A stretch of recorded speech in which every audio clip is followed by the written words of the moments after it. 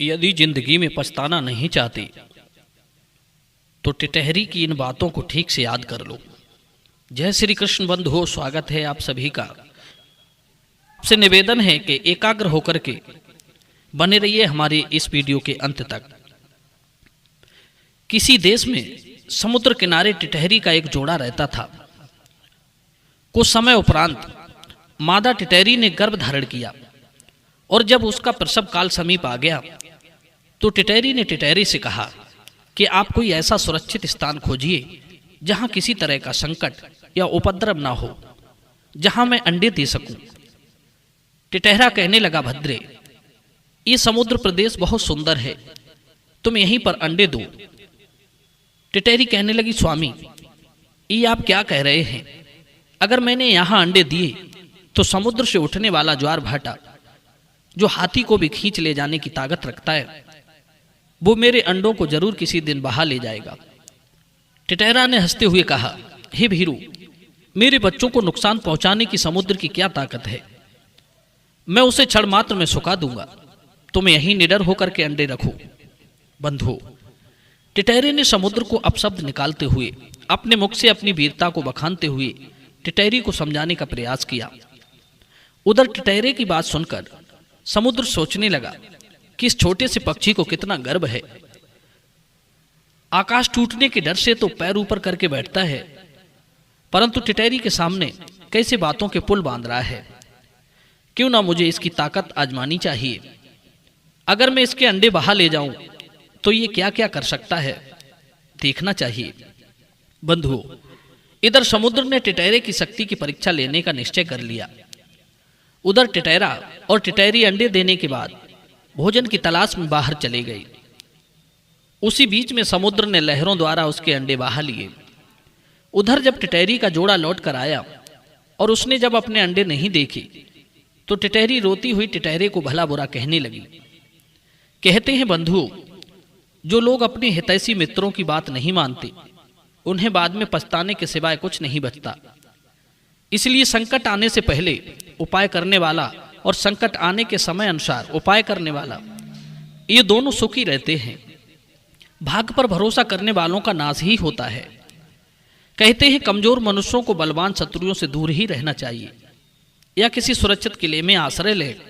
इसके सिवाय दूसरी कोई युक्ति नहीं है। जो मनुष्य दुख आने से पहले ही दूसरी जगह जा सकता है, ऐसा व्यक्ति अपने देश की हार और कुल का विनाश नहीं देखता। बंधु, इधर टिटहरा अपने अंडों के गम में दुखी और क्रोधित होकर समुद्र से बदला लेने की सोचने लगा। कहने लगा, हे भीरू, तुम अब मेरा भी क्रोध देख लो, मैं कैसे इस समुद्र को सुखा डालता हूं। टिटहरी कहने लगी, अरे मूर्ख, समुद्र से बैर बांधकर तू कौन सा बड़ा काम करेगा। विद्वान लोग कहते हैं कमजोर आदमी का गुस्सा उसी के लिए तकलीफ देता है। जैसे जलता हुआ मिट्टी का बर्तन अपने बंगले को ही जलाता है, उसी तरह अपनी और शत्रु की ताकत जाने बिना जो केवल उत्सुक होकर सामने जाता है, वो उसी तरह नष्ट हो जाता है जैसे पतंगा दीपक के पास स्वयं चलकर जाता है और नष्ट हो जाता है। टिटहरा कहने लगा, भीरू, कुछ चीजें देखने में छोटी होती हैं पर उनके आगे बड़े से बड़े पस्त हो जाते हैं। जैसे मोटा ताजा हाथी एक छोटे से अंकुश के बस में हो जाता है। क्या अंकुश हाथी के बराबर होता है? दूसरा है जलता हुआ दीपक, जिससे अंधेरा हट जाता है। क्या दीपक अंधेरे के जितना बड़ा होता है? और तुमने देखा होगा कि बिजली गिरने से पहाड़ तक गिर जाते हैं, तो क्या बिजली पहाड़ के जितनी बड़ी है? नहीं, बलवान वही होता है जिसमें तेज विराजता है। अब देखो, मैं अपनी चोंच से इस समुद्र को सोख कर इस दुष्ट समुद्र को कैसे सुखाता हूं। टिटहरी फिर समझाने लगी, हे नाथ, मूर्खता की भी हद होती है। जिस सागर में रोजाना 900 नदियां जल लेकर घुसती हैं, ऐसे 1800 नदियों से भरा जाने वाला समुद्र को केवल एक बूंद भरने वाली तुम्हारी चोंच कैसे सुखाएगी? ऐसी गप उड़ाने से क्या फायदा? यदि तुझे समुद्र से बैर करना ही है तो क्यों ना दूसरे पक्षियों को और मित्रों को साथ लेकर करो, क्योंकि बड़े जनों का कहना है कि शक्तिहीन वस्तुओं का समूह भी अजय बन जाता है। तिनकों के बटे रस्से से हाथी को भी रोक लिया जाता है। बंधु, इस प्रकार टिटहरी की बात मानकर टिटहरे ने बगुला, सारस, मोर आदि पक्षियों को बुलाकर उनसे अपना दुखड़ा कहा और कहा, हे भाइयों, इस समुद्र ने मेरे अंडे चुराकर मुझे दुख दिया है, इसलिए इस समुद्र को सोखने का कोई उपाय सोचो।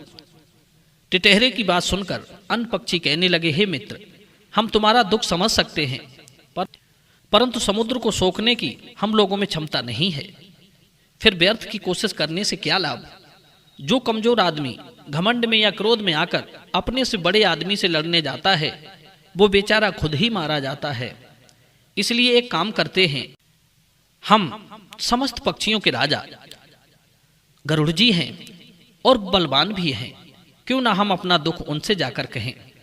हमें विश्वास है अगर गरुड़ जी ने हमारे दुख को समझ लिया तो भी समुद्र से बदला अवश्य ले लेंगे। यदि एक बार को गरुड़ जी ने हमारी बात नहीं भी सुनी तो हमें बुरा नहीं लगेगा, क्योंकि कहते हैं एक दिल के मित्र के पास, गुड़ी नौकर के पास, कहा मानने वाली स्त्री के पास, ताकतवर स्वामी के पास अपना दुख कहने से मनुष्य सुखी होता है। इसलिए हम सबको गरुड़ के पास चलना चाहिए। बंधु, इस तरह निश्चय करके समस्त पक्षी दुखी भाव से गरुड़ जी के पास पहुंचे और उन्हें अपना दुखड़ा सुनाया। कहने लगे, हे स्वामी, आपके होते हुए भी इस टिटहरे के अंडे समुद्र ने चुरा लिए हैं, इस कारण इसका कुल विनाश हो गया है। कहीं वो किसी दूसरे के साथ ऐसा ना करे, इसलिए हम सब दुखी होकर आपके पास आए हैं। इस संसार में किसी एक आदमी का निंदनीय काम देखकर दूसरे भी वही काम करने लगते हैं। इस दुनिया में एक दूसरे के पीछे चलने वाले लोग हैं, वो दूसरे की भलाई को नहीं समझते। आप हमारे राजा हैं, अतः आपको हमारी रक्षा करनी चाहिए।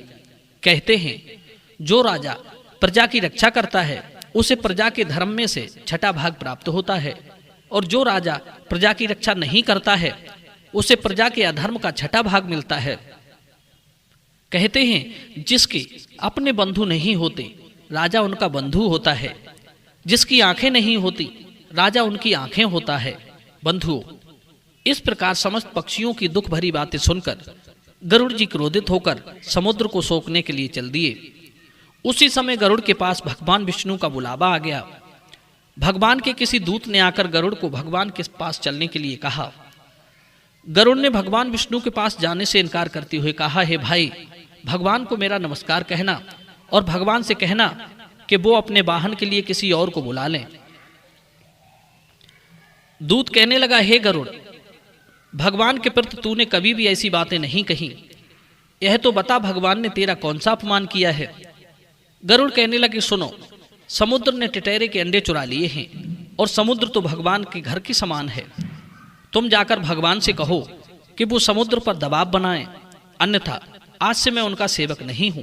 बंधु, उधर भगवान भी सोचने लगे कि गरुड़ का रूठना जायज है, इसलिए मैं स्वयं जाकर गरुड़ को बुलाकर लाऊंगा। क्योंकि बंधु, जो व्यक्ति अपनी उन्नति चाहता है ऐसे आज्ञाकारी को खानदानी सेवक की बेइज्जती नहीं करनी चाहिए, बल्कि ऐसे लोगों का पुत्र की भांति पालन करना चाहिए। एक और बहुत महत्वपूर्ण बात, कहते हैं अगर राजा प्रसन्न होता है तो वो अपने सेवकों को केवल धन देता है, परंतु सेवक को अगर इज्जत मिलती है तो वो अपने प्राण देकर उसका उपकार चुकाता है। बंधुओं, इधर भगवान गरुड़ को मनाने के लिए गरुड़ जी को साथ लेकर समुद्र के पास पहुंचे और उस पर आग्नेयास्त्र तान कर कहने लगे, हे समुद्र देव, या तो तुम टिटहरे के अंडे वापस कर दो, वरना मैं तुम्हें सुखा दूंगा। भगवान को आग्नेयास्त्र ताने देखकर समुद्र भयभीत हो गया और वो टिटहरे के अंडे लेकर प्रकट हो गया। समुद्र ने वे अंडे टिटहरी को वापस कर दिए।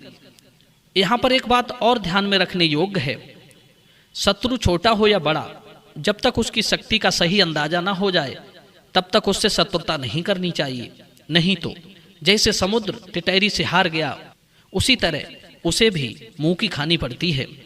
सज्जनों, यदि वीडियो पसंद आया हो तो वीडियो को लाइक करना, शेयर करना और चैनल को सब्सक्राइब करना। आप सभी दर्शकों का बहुत बहुत धन्यवाद। जय श्री कृष्ण, जय श्री राम।